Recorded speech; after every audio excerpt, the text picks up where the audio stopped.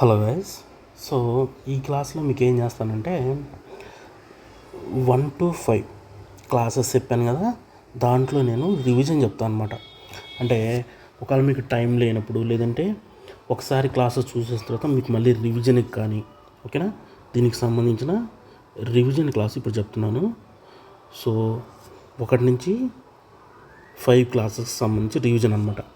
అంటే ఒక over view కావాలి మీకు, లేదంటే ఎట్లా గుర్తుపెట్టుకోవాలి అనే పాయింట్స్ అన్నీ నేను రివైజ్ చేస్తాను అనమాట. సో నేను చదివేటప్పుడు, మెయిన్స్కి చదివేటప్పుడు నాకేమనిపిస్తుందంటే, అంటే ఇప్పుడు ప్రస్తుతం చదవట్లేదు, సో నాకేమనిపించిందంటే చివరిలో, అరే మనం చదివిన బిఎస్ఎల్ హనుమంతరావు మొత్తం ఒక నోట్బుక్లో ఉంటే, ఇంకా టెక్స్ట్ బుక్ తీయకుండా ఉంటే బాగుండు అని ఒకటి అనిపించింది. ఒక షార్ట్ నోట్స్ ఏమన్నా ఉంటే బాగుండు అనిపించింది అనమాట. ఓకేనా. అంటే నాకేమనిపించిందంటే, ఒక నోట్స్ ఉంటే మనం ఇంకా బిఎస్ఎల్ హనుమంతరావు టెక్స్ట్ బుక్ చదవకుండా అవసరప్పుడు, అంటే మనం మెయిన్స్ ప్రిపరేషన్ స్టార్ట్ చేసినప్పుడు ఒకసారి చదివేసుకొని ఇంకా ఈ నోట్స్ చదువుకోవాలి, ఏదైతే ఉందో ఆ నోట్స్ చదువుకోవాలి. ఇంకా ఫైనల్గా ఎగ్జామ్ ముందు ఈ షార్ట్ నోట్స్ని మనం రివైజ్ చేసుకుంటూ ఎగ్జామ్స్ రాసుకుంటూ ఉండాలి. అంటే నా దగ్గరేమో అలాంటివి లేదన్నమాట. కాబట్టి నేను ఆ 2 నోట్స్లు ప్రిపేర్ చేస్తున్నా. నేను ఒకవేళ ప్రింట్కి ఇచ్చి బుక్గా తయారైతే, మన ఫేట్ బాగుండి బుక్గా తయారైతే నేను అవి మీకు సేల్ చేయడానికి ట్రై చేస్తాను. ఓకేనా. అయితే అంతా తెలియదు, అసలు ఎట్లా ఎవరి దగ్గరికి వెళ్ళాలో మనకు తెలీదు. సో చూద్దాం. ఓకేనా. సో రివిజన్ క్లాస్ ఇప్పుడు చెప్తాను అనమాట. ఓకేనా. సో ఎట్లా గుర్తుపెట్టుకోవాలి ఏంటి అనేది కొన్ని పాయింట్స్ చెప్పాను కదా, దాన్ని మళ్ళీ మీరు రివైజ్ చేసుకోవడానికి ట్రై చేయండి. ఓకేనా. సో చారిత్రక పూర్వయుగం అనేది, ఓకేనా, సో చారిత్రక పూర్వయుగం అనేది మనకి 3 లక్షల సంవత్సరాల క్రితం స్టార్ట్ అయింది అని చెప్పుకున్నాం. దాన్నే ప్లాస్టోసీన్, ఓకేనా, ప్లాస్టోసీన్ అని గుర్తుపెట్టుకున్నాం. ఇక్కడ ఏపీపీఎస్సీ ఒక ప్రీవియస్ ఎగ్జామ్లో అడిగింది హాలోసీన్ అనే బిట్ అడిగాడు. అంటే ప్రీవియస్ ఇటీవలి భౌగోళిక కాలాన్ని ఏమంటారు, హాలోసీన్. ఓకేనా. ఇప్పుడు మనకి బుక్లో 3 లక్షల సంవత్సరాల క్రితం ప్లాస్టోసీన్ దగ్గర మానవుడు అనేవాడు, అంటే మనకి ఆది మానవుడు అనేవాడు స్టార్ట్ అయ్యాడు. రీసెంట్గా ఉంది మనకి హాలోసీన్ అనమాట. ఓకేనా. సో దీని తర్వాత మనం ఏం చూసాము, చారిత్రక పూర్వయుగం, అంటే చరిత్ర అనేది చారిత్రక పూర్వయుగము, చారిత్రక యుగము అనే ఒక 2గా డివైడ్ అయింది చరిత్ర అనేది చూసాం. ఓకేనా. నెక్స్ట్ ఏం చూసాము, దీని తర్వాత మనకి ప్రోటో హిస్టరీ అని వచ్చింది. ఓకేనా. ప్రోటో హిస్టరీ అనేది ఉంది, బీసీ 1500 టైంలో స్టార్ట్ అయింది అని చెప్పాం. తర్వాత ఏం చూసాము, శిలాయుగము, తామ్రయుగము, కాంస్యయుగము, నెక్స్ట్ అయోయుగము లేదా ఇనుప యుగము అని చూసాం అనమాట. అంతే కదా. మీరేంటంటే అంతకుముందు ఏంటంటే మనకి రికగ్నిషన్ టెస్ట్ అని మనం అనుకునేవాళ్ళం. అంటే మనం చదువుకొని వెళ్తే, వరుసగా చదువుకుంటా 2-3 సార్లు రివిజన్ చేసుకుంటే వెళ్తే ఆన్సర్ని రికగ్నైజ్ చేయొచ్చు అనుకున్నాం. కాకపోతే ఇప్పుడు ఏం జరుగుతుందంటే, మీకు ఆ రికగ్నిషన్ టెస్ట్ వాడు చేసాడు, వాడు ఏమేస్తున్నాడు, ఏబిసి ఇస్తున్నాడు, ఏబిసిడి ఇచ్చి ఏబిసి కరెక్టు, బీసీ కరెక్టు, లేదంటే ఏది తప్పు అని అడుగుతున్నాడు, సిడిఏ తప్ప అట్లా అడుగుతున్నప్పుడు ఈ రికగ్నిషన్ టెస్ట్ అనే కాన్సెప్ట్ కొంచెం మీకు కష్టమైద్ది అనమాట. రికగ్నిషన్ చేయొచ్చు, కాకపోతే మిమ్మల్ని కన్ఫ్యూజ్ చేసేటట్టు ఒక క్వశ్చన్ ఇస్తారు అనమాట. అప్పుడు మీరు ఏం చేయాలంటే ఖచ్చితంగా యాక్టివ్ రీకాల్, ఇప్పుడు నేను ఎలాగైతే చెప్తున్నానో అలా మీరు బుక్ మొత్తం కాకపోయినా ఏ టాపిక్ ఆ టాపిక్ చదువుకొని గుర్తు తెచ్చుకోగలిగి బిట్లు 100% చేయగలుగుతుంటే అప్పుడు బాగుంటుంది అనమాట. ఓకేనా. సో శిలాయుగంలో మళ్ళీ మనకి డివైడ్ చేశాడు. ఎన్ని రకాలుగా చేశాడు, 2 రకాలుగా చేశాడు. ఏమేం చేశాడు, ప్రాచీన, నవీన అని చేశాడు. ఓకేనా. ప్రాచీన, నవీన అని చేశాడు. ప్రాచీనలో మరియు ఎగువ, మధ్య, మళ్ళీ దిగువ అని చేశాడు అనమాట. ఇన్నిసార్లు మీకు రివిజన్ ఇవన్నీ చెప్పడానికి కారణం ఏంటంటే, అంటే కొత్తగా ప్రిపేర్ అయ్యే వాళ్ళకి వాళ్ళ ప్రాబ్లమ్స్ నాకు తెలుసు అనమాట. ఎందుకు మిస్ అవుతున్నాయి బిట్స్ అనేవి నాకు తెలుసు కాబట్టి చెప్తున్నా. ఎవరైనా మీరు ఈ కోర్స్ తీసుకున్న వాళ్ళు నేను చెప్పినట్టుగా మీరు చదువుకొని నోట్స్ రాసుకొని, లేదంటే నోట్స్ కంప్లీట్ అయితే నేనైనా పంపిస్తాను, అవన్నీ మీరు కానీ జాగ్రత్తగా చదువుకుంటే, ఓకేనా, మీకు మంచి మార్క్స్ వస్తాయి. ఓకేనా. ఇప్పుడు నేను చెప్పింది మీరు వెళ్ళి మళ్ళీ బుక్ చదువుకోండి. ఓకేనా. సో ఎగువ, మధ్య, దిగువ అని డివైడ్ చేశాడు. దీంట్లో మనకి సూక్ష్మరాతి యుగం అనేది ఏది, దిగువ ప్రాచీన శిలాయుగాన్ని మనకి సూక్ష్మరాతి యుగం అని చెప్పి అన్నాడు అనమాట. ఓకేనా. సో ఇది సూక్ష్మరాతి యుగము. సో మనం చదువుకునేటప్పుడు ఇప్పుడు వీటన్నిటి నుంచి మనం ఏం చదువుకుంటున్నాం? పాతరాతి యుగం చదువుతున్నాము, 2 సూక్ష్మరాతి యుగము, నెక్స్ట్ నవీన యుగము లేదా నవయుగము అన్నాడు బుక్లో, తర్వాత తామ్రయుగము, 5వది ఇనుప యుగం అన్నాడు. ఓకేనా? సో అంటే దీన్ని డివైడ్ చేశాడు అన్నమాట వాడు. ఓకేనా? సో దీని నుంచి మీరు ఇది ఎట్లా అయింది అని అనుకుంటే చూసుకోవచ్చు. ఈ రెండింటిని కలిపి వాడు పాతరాతి యుగంలో చెప్పాడు. అంటే మెయిన్గా అంటే దొరికిన సాక్ష్యాలని వాడు డివైడ్ చేసిన దాన్ని బట్టి ఈ పూర్వచరిత్ర యుగం చాలా ఉంటుంది. కాకపోతే వాడు డివైడ్ చేసింది మనం మెయిన్గా ఇవి చదివాం కదా, పాతరాతి, సూక్ష్మ, నవ, తామ్ర, ఇనుప యుగం చదివాం కదా. సో పాతరాతి యుగంలో ఉన్న వాటిని ఇలా తీసుకున్నాడు అనమాట. పాత కొత్త రాతి యుగాల మధ్య ఉన్నటువంటి సుదీర్ఘమైన కాలాన్ని సూక్ష్మరాతి యుగం అన్నాడు. సో నవీన అంటే ఇలా తెచ్చాడు. ఈ రెండింటినీ కలిపి వీడు తామ్రయుగం అంటాడు. ఓకేనా? ఇనుప యుగం వచ్చేసి అయోయుగం అంటాడు అనమాట. ఓకేనా? అంటే మీకు క్లారిటీ ఉంటుందని చెప్పాను అనమాట. ఓకేనా? అర్థమైంది కదా. ఇప్పుడు నేను ఈ పాత, సూక్ష్మ, నవ, తామ్ర, ఇనుప యుగాల గురించి ఎలా గుర్తుపెట్టుకోవాలి ఏంటి అనేది చెప్తాను అనమాట. ఓకేనా? సో నోట్స్ మీకు టెలిగ్రామ్ గ్రూప్లో పెట్టాను కదా, అది చూసుకోండి. అలా మీరు నోట్స్ తయారు చేసుకోవడం కానీ ఏదైనా చేయగలిగితే మీకు బాగుంటుంది అనమాట. ఓకేనా? సో పాతరాతి యుగము, సూక్ష్మరాతి యుగము, నవయుగము లేదా నవీన యుగము,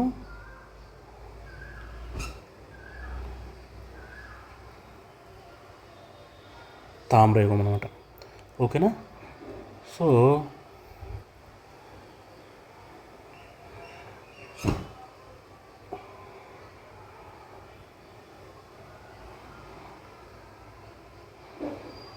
చివర గీత అవసరం లేదు. సో పాతరాతి యుగంలో ఏం చెప్పారు? సో పాతరాతి యుగంలో మనం చూసుకుంటే సో ఒక ఐడియా ఉంది కదా. పాతరాతి యుగంలో మనం ఏమేమి మాట్లాడుకున్నాం? ఫస్ట్ బ్రూస్ ఫుడ్ గురించి మాట్లాడుకున్నాం. గుర్తెచ్చుకుంటా ఉండండి నేను చెప్పిన క్లాస్ని మీరు. ఓకే, పాతరాతి యుగం కానీ ఈ పాయింట్లు గుర్తు రావాలి అని గుర్తెచ్చుకోండి. పాతరాతి యుగము ఓల్డ్ స్టార్టింగ్లో మనకి బ్రూస్ ఫుడ్ గురించి ఏం చెప్పాడు? ఫస్ట్ టైము సౌత్ ఇండియాలో ఫస్ట్గా వీళ్ళు చేసింది ఎవరు అంటే బ్రూస్ ఫ్రూట్ అనమాట. ఎప్పుడు? బీసీ అంటే క్రీస్తు పూర్వము 1892 అనమాట. ఎక్కడ చేశాడు? మద్రాస్ దగ్గర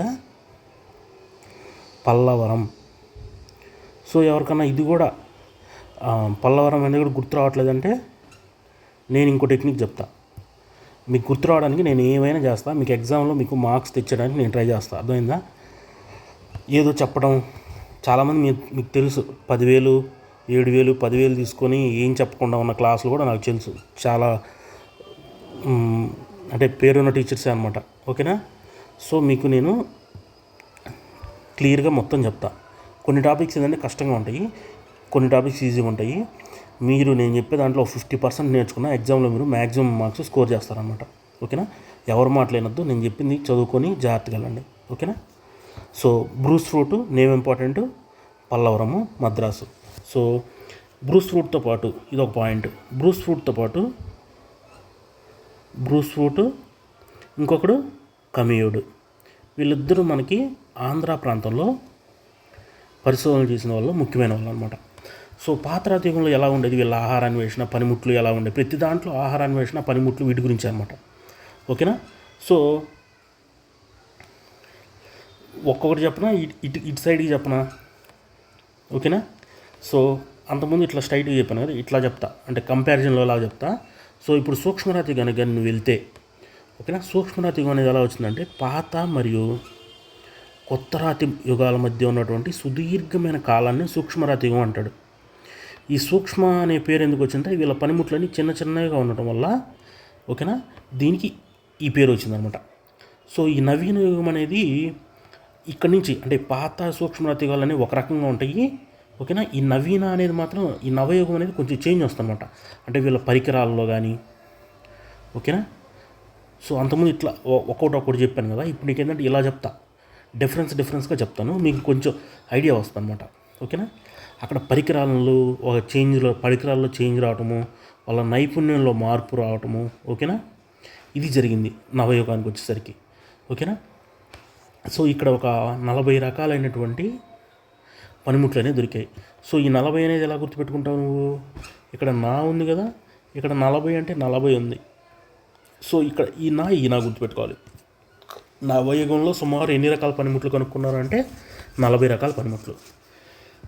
నెక్స్ట్ నువ్వు తామ్రయుగానికి వచ్చేసరికి, సో నీకు తామ్ర అనేది ఏంటంటే ఫస్ట్లో అసలు ఈ తామ్రయుగం లేదు అని చెప్పి అన్నారంట కొంతమంది. తామ్రయుగం లేదు, డైరెక్ట్గా నవయుగం నుంచి ఇనుపయుగానికి వెళ్ళిపోయింది అని చెప్పారనమాట. సో నెక్స్ట్ ఇనుపయుగం ఉంది, అదేంటే అదొకటి మెగాలిత్స్ గురించి కదా, అది నేను మళ్ళీ విడిగా చెప్తా. ముందు ఈ 4 మీరు అర్థం చేసుకోండి. సో తామ్రయుగం లేదు అన్నారు, కాకపోతే ఎక్కడ ఉన్న దాని నుంచి కనుక్కున్నారు ఇల్లు? ఇదిగో ఇక్కడ రావతుంది కదా, అంటే ఎక్కడి నుంచి దాని కూడా బ్రహ్మగిరి, ఇదిగో రావత్తు, బ్రహ్మగిరి మరియు పుదుచ్చేరి. సో నీకు ఎగ్జామ్కి వచ్చేసరికి వాడు అడిగాడు అనుకో, తామ్రయుగానికి ఎక్కడ సాక్ష్యాలను బట్టి ఈ కనుక్కున్నారు అంటే నీకు కష్టమైపోయింది. ఇప్పుడు నువ్వు ఇది గుర్తుపెట్టుకో, ఒరే ఇక్కడ ఒత్తుంది సార్ చెప్పారు, ఇక్కడ ఒత్తుండాలి, ఇది పుదుచ్చేరి. సో ఇట్లా గుర్తుపెట్టుకోవాలన్నమాట. దీని నుంచి దీన్ని తీసాం. ఓకే, అట్లా గుర్తుపెట్టుకోండి. నెక్స్ట్ ఇది మెయిన్ అనమాట, మెయిన్ దానికి సంబంధించి వీళ్ళు ఎక్కడెక్కడ ఉంటారు అనేది. సో పాతరాజులు ఏంటంటే సహజంగా ఏర్పడిన నదుల దగ్గర సహజ కొండ గుహల్లో ఉంటారు. సహజంగా ఏర్పడిన కొండ గుహల్లో వీళ్ళు నివసిస్తున్నారు అనమాట. సహజంగా ఏర్పడిన కొండ గుహల్లో వీళ్ళు నివసిస్తున్నారు. సూక్ష్మరాతియుగం వచ్చేసరికి వీళ్ళు ఇక్కడ ఏం జరిగిందంటే ఎత్తైన ప్రదేశాల్లో నివసిస్తున్నారు అనమాట. వీళ్ళు ఎత్తైన ప్రదేశాల్లో, అంటే ఎత్తైన ప్రదేశాలు ఎందుకని, ఒకవేళ ఏమన్నా వేటి నుంచి అన్న కాపాడుకోవడానికి కానీ ఏదన్నా కొంత తెలివితేటలు పెరిగినాయి అనమాట. ఎత్తైన ప్రదేశాల్లో వీళ్ళు నివసించడం అనేది జరిగిందనమాట. ఓకేనా? సో ఇక్కడ నవీన యుగం చేంజ్, నవీన అనగానే మీకు చేంజ్ అయ్యిద్ది అని గుర్తుపెట్టుకోవాలన్నమాట. నవీన అంటే చేంజ్ వచ్చింది. ఇక్కడ వీళ్ళు ఏంటంటే ఇల్లు కట్టుకుంటారు, అంటే గట్టి కలపతో, గుర్తుందా? గట్టి కలపతో గుంజలు పాతుకొని వాటిపైన ఏదైనా కప్పుకొని దాని మీద మట్టి పూసుకుంటారు అని చెప్పాం కదా. ఇక్కడికి వచ్చేలాగా ఇల్లు కట్టుకుంటారు అనమాట. ఓకేనా? తామ్రయుగానికి పెద్దగా దీని గురించి ఏం చెప్పరు, జస్ట్ ఒక 2 ప్లేసెస్లో ఈ తామ్రయుగానికి సంబంధించిన సాక్ష్యాలు దొరికాయని చెప్తాడు అంతే. ఓకేనా? ఇది ఎలాగా ఉండేది అనేది. నెక్స్ట్ వీళ్ళ పనిముట్లు ఎలా ఉండేవి అంటే ఈ టైమ్స్లో ఉన్నటువంటి వల్ల పనిముట్లు ఎలా ఉండేవి. ఫస్ట్ దాంట్లో ఉండేవి అంటే పాతరాతి అంటే ఓల్డ్ కదా. సో చేతి గొడ్డళ్ళు ఏమన్నా బేసిక్ చేతి గొడ్డళ్ళు ఏమన్నా ఉండేవి. ఓకేనా? సో చేతి గొడ్డళ్ళు, చర్మంతో దుస్తులు చేసుకునేవాళ్ళు. ఈ దుస్తులు చేసుకోవడానికి వీళ్ళు ఏంటంటే గీకుడు రాళ్ళు అనేవి వాడేవాళ్ళు అనమాట. ఓకేనా? ఈ గీకుడు రాళ్ళు అనేవి వీళ్ళు వాడేవాళ్ళు అనమాట. అర్థమైందా? సో ఇది ఇక్కడికి వచ్చేసరికి సూక్ష్మరాతియుగం అన్నాం కదా. సో సూక్ష్మరాతియుగం అనగానే ఈ సూక్ష్మంగా ఉన్నదానికి ఏదైనా ఒక దానికి పెట్టుకొని, అంటే ఒక కర్రలాంటి దానికి ఈ సూక్ష్మరాతి ఏదైనా పెట్టుకొని రాతి ఇవి వీళ్ళు చేసేవాళ్ళు అనమాట. సో పెద్దదాని ఈ చిన్నదానికి పెట్టారంటే, సో వీళ్ళు ఏంటంటే విల్లంబులు, బాణాలు అంతకుముందు ఉపయోగించిన కూడా వీళ్ళు ఉపయోగిస్తారు. అర్థమైందా? కత్తులు, బొరియలు అట్లాంటివి కూడా వీళ్ళు యూజ్ చేస్తారు అనమాట. కత్తులు, బొరియలు, ఓకేనా, ఇవి కూడా వీళ్ళు యూజ్ చేస్తారు. ఆ పాయింట్ గుర్తుపెట్టుకోండి. ఇక్కడికి వచ్చేసరికి నవీన అన్నాం కదా. సో నవీన అంటే కొత్త చేంజ్ వచ్చింది అనమాట. ఈ చేంజ్ అయ్యి వీళ్ళు గొడ్డలి, ఉలి అంటే కొంచెం మోడర్నైజ్డ్గా లాగా అనమాట. నాగటి కర్రులు అంటే ఇంక ఎక్స్ప్లెనేషన్ అంతా దాంట్లో చెప్పాం కదా, ఎట్లా ఉంటుంది ఏందనేది క్లాసెస్లో చెప్పేశాం కదా మొత్తం. ఇక్కడ ఏంటంటే ఎలా గుర్తుపెట్టుకోవాలి, దీనికి ఏం చేంజ్ వచ్చింది అనేది అనమాట. మెయిన్గా ఈ 3. నెక్స్ట్ ఆహారానికి వచ్చేసరికి వీళ్ళు ఏంటంటే ఆహార అన్వేషణ చేసేవాళ్ళు అని చెప్పి మనం చెప్పుకోవచ్చు అనమాట. వీళ్ళు ఆహార అన్వేషణ చేసేవాళ్ళు. వీళ్ళు వచ్చేసరికి ఎవరు మనకి సూక్ష్మరాతియుగంకి వచ్చేసరికి వీళ్ళు వేట అని ఎలా చెప్పావు, సూక్ష్మరాతి అన్నాం కదా. సో సూక్ష్మరాతి అంటే చిన్న వాటికి ఏదైనా వాటికి గుచ్చేవాళ్ళు. సో దీంతో వేటాడేవాళ్ళు. ఓకేనా? సో ఆ వేటాడి వీళ్ళు పశువులు, పందులు, దుప్పిలు, ఓకేనా. ముంగీస, ఎలుక ఇలాంటివన్నీ వాడేవాళ్ళు అనమాట. ఓకేనా. ఖడ్గమృగము ఇలాంటివన్నీ మీకు చెప్పాను కదా, అవన్నీ అలాంటివన్నీ వీళ్ళు వాడేవాళ్ళు అనమాట. ఓకేనా. నెక్స్ట్ ఇక్కడ ఈ నవయుగానికి వచ్చేసరికి వీళ్ళు ఏంటంటే కొద్దిగా మోడర్నైజ్, నాగటి కర్రులు అంటే నాగళ్ళు యూజ్ చేస్తున్నారంటే వీళ్ళేంటి ఆహార అన్వేషణ నుండి ఆహార ఉత్పత్తికి మారారు. అంటే చేంజ్ అయింది అని చెప్పాను కదా, ఇక్కడ చేంజ్ అనేది కొంత చేంజ్ అయింది అని చెప్పాను కదా, ఆ చేంజ్ ఆహార అన్వేషణ, ఈ రెండిట్లో ఆహార అన్వేషణ అనేది ఉంటే దీంట్లోకి వచ్చేలకే ఆహార ఉత్పత్తి అనేది చేసేవాళ్ళు అనమాట. సో ఆ ఉత్పత్తి చేసినప్పుడు మీకు గుర్తుండడానికి చెప్పాను, ఆరు గుర్తుపెట్టుకోవాలి. ఆరులో నుంచి ఆరులో పి ఉండిద్ది, పిలో యు ఉండిద్ది. ఆరు అంటే రాగులు, పి అంటే పెసలు, యు అంటే ఉలవలు. సో గుర్తుందా ఎలా ఏంటి అనేది ముందే చెప్పాను. ఇది ఏంటంటే రివిజన్, మీకు గుర్తుండడానికి ఎలాగా అనేది. ఓకేనా. దీంట్లో దీంట్లో ఏం చెప్పలేదు మనం, జస్ట్ పనిముట్లు ఎక్కడ అనేది ప్లేస్, ఎందుకంటే దీని గురించి పెద్దగా మనకి దొరకలేదన్నమాట. ఓకేనా. ఇది నెక్స్ట్ ప్లేసెస్ దగ్గరికి వద్దాం. మెయిన్ ఇదే అనమాట, బిట్స్ అడుగుతుంది కూడా మెయిన్ ఇక్కడే. సో పాతరాతి యుగం అనేసరికి మెయిన్గా నీకు రెండు పాతరాతి యుగం అనేసరికి మెయిన్గా నువ్వు రెండు గుర్తుపెట్టుకోవాలి. పాతరాతి యుగం వచ్చేసరికి మామూలుగా ఏ జిల్లాల్లో దొరికింది అన్నప్పుడు కడప, కర్నూలు, అనంతపురం, అంటే రాయలసీమలో చిత్తూరు వదిలేసి మిగతా అంటే అంతకుముందున్న అంటే ఓల్డ్ ఉంది కదా, ఓల్డ్ జిల్లాలో ఆ జిల్లాల్లో మనకి కడప, కర్నూలు, అనంతపూరు, నెక్స్ట్ నెల్లూరు, ప్రకాశం చేసి గుంటూరు అనమాట. ఓకేనా. ఈ జిల్లాల్లో మనకి ఈ పాత్రాదేవికి సంబంధించి దొరికినాయి అని చెప్పుకుంటాము. నెక్స్ట్ మనకి ఈ కర్నూలు, కడపలో. సో కర్నూలు, కడప వచ్చేసరికి ఇంకేంటి రాయలసీమ బాగా మనకి ఎండలు ఉంటాయి అని చెప్పాం కదా, ఎండలు ఉండటం వల్ల ఏమైంది, రాళ్ళు పగులుతాయి. కాబట్టి పగులు రాయితో పనిముట్లని చేసుకున్నారన్నమాట. ఓకేనా. పగులు రాయితో పనిముట్లు చేసుకున్నారు. ఓకేనా. పగులు రాయితో పనిముట్లు చేసుకున్నారు. నెక్స్ట్ ఇంకోటి, కృష్ణానది నార్త్ వైపున కృష్ణానది అంటే నీళ్ళు ఉంటాయి కదా, నీళ్ళు తెల్లగా ఉంటాయి అనుకున్నాం. తెల్లగా ఉంది కాబట్టి సున్నం తెల్లగా ఉంటుంది కాబట్టి సున్నపు రాయి. ఓకే. నెక్స్ట్ డోర్నకల్లు, నంది కనుమ, గిద్దలూరు ఈ ప్రాంతంలో మనకి ఈ పనిముట్లు దొరికాయి. ఓకేనా. పాతరాతి పనిముట్లు అనేవి దొరికాయి. ప్లేసెస్కి వచ్చేసరికి మీరు గుర్తుపెట్టుకోవాల్సింది ఇది అనమాట. ఓకేనా. ప్లేసెస్కి వచ్చేసరికి ఇది. నెక్స్ట్ ఇక్కడ కర్నూలులో మనకి బిల్లు స్వర్గం అనే ప్లేస్లో మనకి పాతరాతి పనిముట్ల స్థావరంగా మనకి తెలుస్తుంది అనమాట. ఓకేనా. పాతరాతి పనిముట్ల స్థావరం అని చెప్పేసి మనకి తెలుస్తుంది. మీకేంటంటే గుర్తు చేయడానికి, అందుకే గబగబా కొంచెం ఫాస్ట్గా చెప్తున్నాను, ట్రై చేయడానికి. గుర్తు చేయటమే నా మెయిన్ ఎయిమ్, అంతేగాని మొత్తం ఎక్స్ప్లెయిన్ చేయటం కాదనమాట. ఓకేనా. సో ఇది మనకి మీకు తెలుసు, ఇది మనకి ప్రీవియస్ బిట్ గ్రూప్ 2 2017 మెయిన్స్లో ఇచ్చారు కదా. సో బిల్లు స్వర్గం, పాతరాతి స్థావరం అనేది. కాబట్టి నీకు ప్లేసెస్ వచ్చినప్పుడు బిట్లు పడుతున్నాయి. మీరు కనుక గమనిస్తే ప్రీవియస్ బిట్స్ ప్లేసెస్ వచ్చినప్పుడు బిట్లు పడుతున్నాయి. కాబట్టి మీరు ఇవి ప్లేసెస్ జాగ్రత్తగా చదువుకోవాలి. అర్థమైందా. అది. నెక్స్ట్ దీనికి వద్దాం. నెక్స్ట్ సూక్ష్మరాతి యుగానికి వస్తే ఏం జరిగింది. ఓకేనా. సూక్ష్మరాతి యుగానికి వచ్చేసరికి ప్లేస్ ఏంటి, సూక్ష్మరాతి యుగం అంటున్నాడు కాబట్టి ఇక్కడ మెయిన్గా నీకు గిద్దలూరు, నాగార్జున కొండ, ఇంకా కొండాపూర్ అని కూడా ఇంకోటి ఉండిద్ది. ఈ కొండ నుంచి కొండాపూర్, కాకపోతే అది తెలంగాణ కాబట్టి ఇంకా అంతగా నేను స్ట్రెస్ చేయట్లేదు. ఓకేనా. తెలంగాణలోది. సో గిద్దలూరు, నాగార్జున కొండ.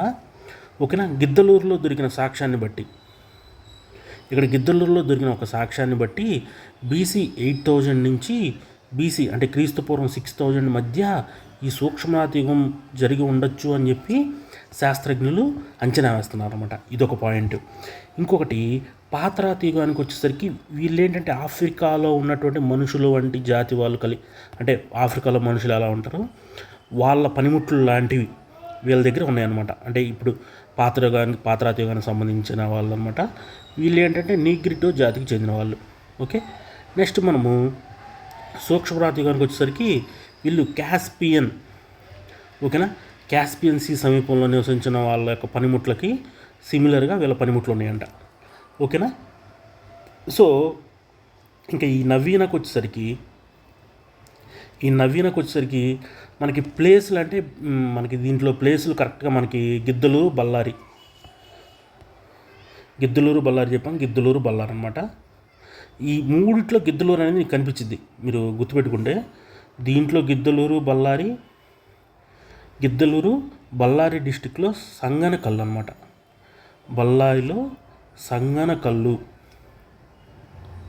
అనే ప్రాంతంలో మనకి ఈ నవ యుగానికి చెందింది ఉంటుందన్నమాట. సంగనకల్లు నా ఉంది కదా, నవీన అని కొంచెం అట్లా ఏదన్నా మీరు గుర్తుపెట్టుకోవాలి. నేను చెప్పినవే కాకుండా సంగనకల్లు, గిద్దలూరు అనేది మూడిట్లో ఉంది. గిద్దలూరు ఇక్కడుంది,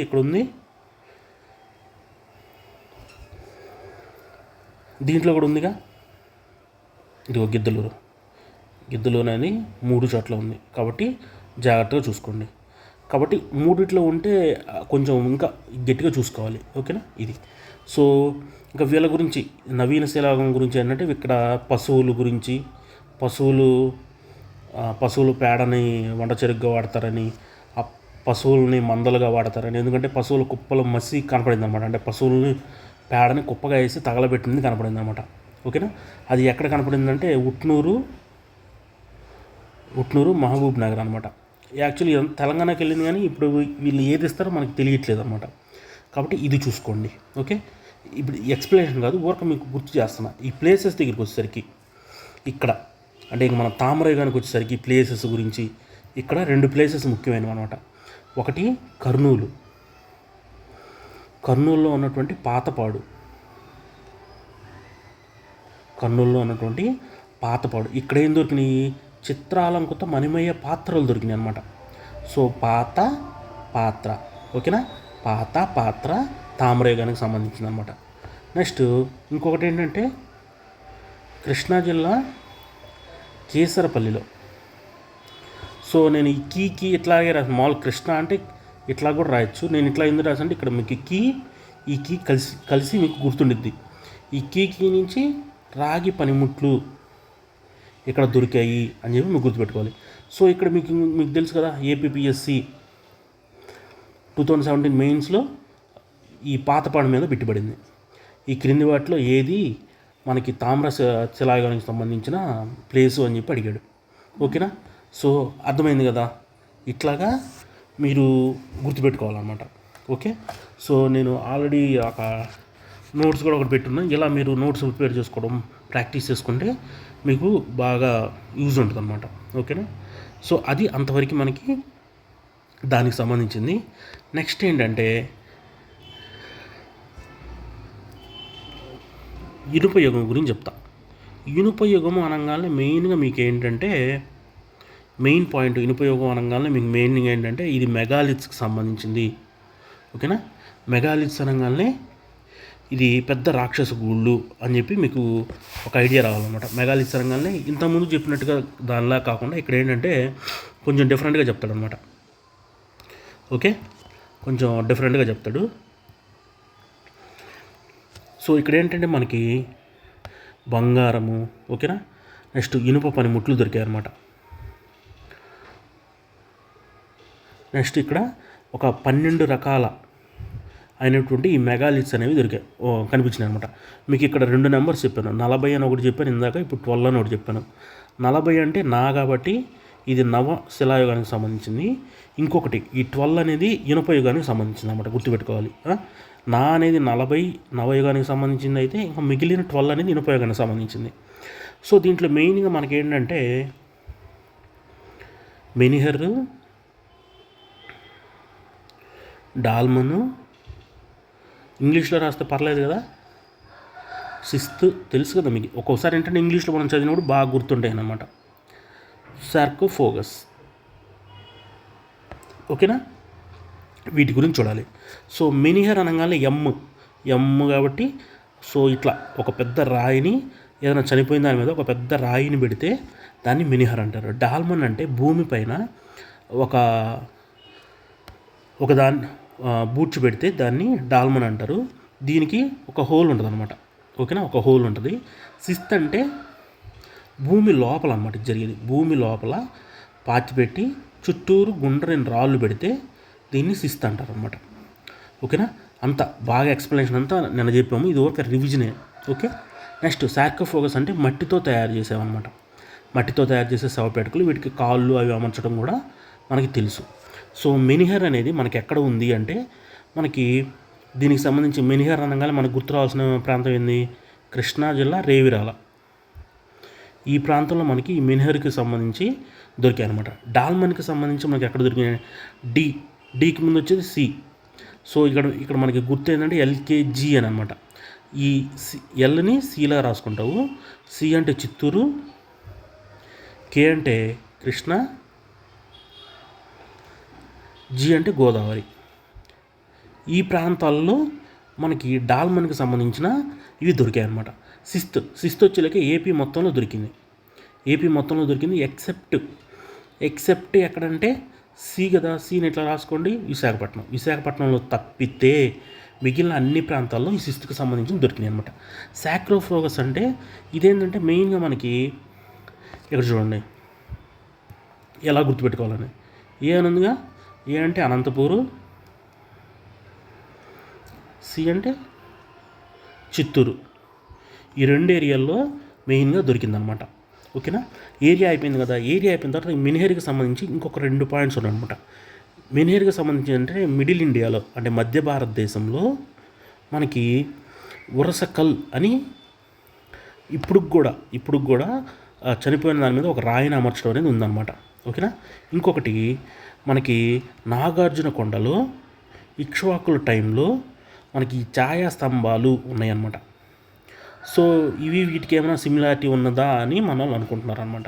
ఓకేనా, నెక్స్ట్ డాల్మన్ ఇది చెప్పాం కదా, ఇదే సిస్త్, ఇదే అనమాట. దీంట్లో ఏం పాయింట్లు. ఇక్కడ సాక్రోఫోగస్ వచ్చేలాక రెండు ఇండిపెండెంట్ పాయింట్స్ మనం గుర్తుపెట్టుకోవాలి.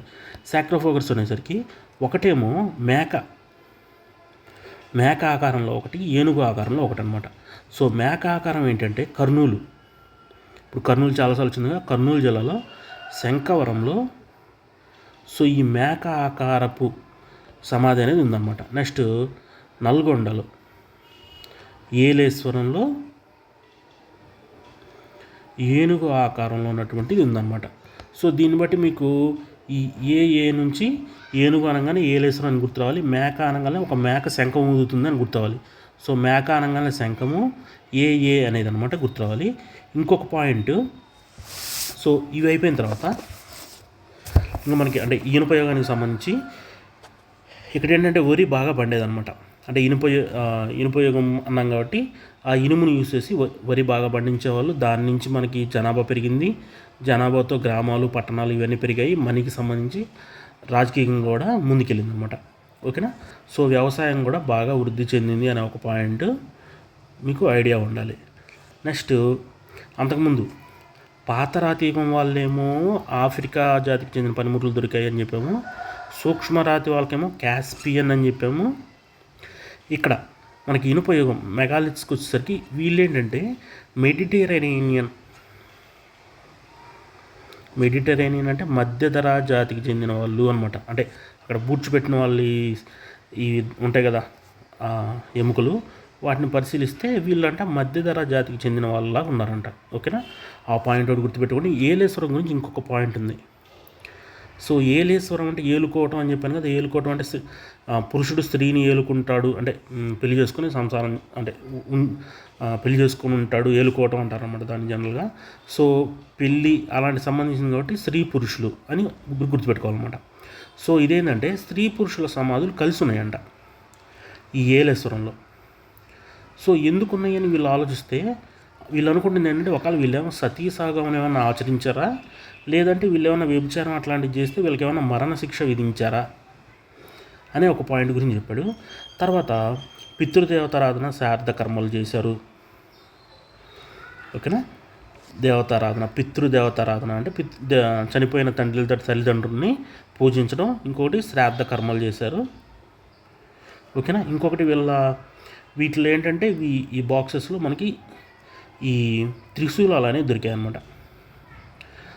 సో దీన్ని బట్టి ఏమనుకుంటున్నానంటే మనకి శివుడు జనన మరణాలకి అధిపతి అని చెప్పి అనుకుంటాం కదా, ఇలాంటి వీళ్ళకి కూడా ఉన్నాయేమో అని చెప్పి అనుకుంటున్నాను అనమాట. ఓకేనా, ఇది మనకి టోటల్ ఇదనమాట. మొత్తం 1 to 5 క్లాసులో చెప్పిన రివిజన్ అనేది ఇది, అర్థమైంది కదా. సో ఇట్లా మీరు రివిజన్ చేసుకోవాలి. ఓకే, ఒకవేళ మీరు చదివినప్పుడు చూసినా పర్లేదు, ఏదైనా మీరు తర్వాత మళ్ళీ ఒకవేళ డౌట్ వచ్చి ఒకసారి టాపిక్ మొత్తం చూసుకోవాలన్నా ఈ క్లాస్ చూసుకోండి. ఓకేనా, ఇట్లాగా మీరు మీకై మీరే ఈ మొత్తం రాయగలగాలన్నమాట. ఎంత ఒక 5-10 minutes పట్టింది, నేను చెప్పాను కాబట్టి ఇంత టైం పట్టింది. మీరేంటంటే ఊరికి ఈ పాయింట్స్ వరకు మీరు మెయిన్ పాయింట్స్ కానీ ఇట్లా డిఫరెన్షియేట్ చేసుకోగలిగితే ఇంక అయిపోయింది. ఇంత మొత్తం చెప్పిందంతా ఒక 2-3 hours చెప్పిందంతా ఒక 1/2 hourలోకి 10 minutesలో మీరు రాయగలగాలన్నమాట, రీప్రొడ్యూస్ చేయగలగాలి. ఓకే, అప్పుడు మీకు ఎగ్జామ్లో మంచి మార్క్స్ వస్తాయి అన్నమాట. ఓకేనా, సో ఇది ఈరోజు క్లాసు. నెక్స్ట్ క్లాస్లో మళ్ళీ కలుద్దాం. ఓకే, సో రివిజన్ చేసుకోండి. Thanks for watching. Have a nice day.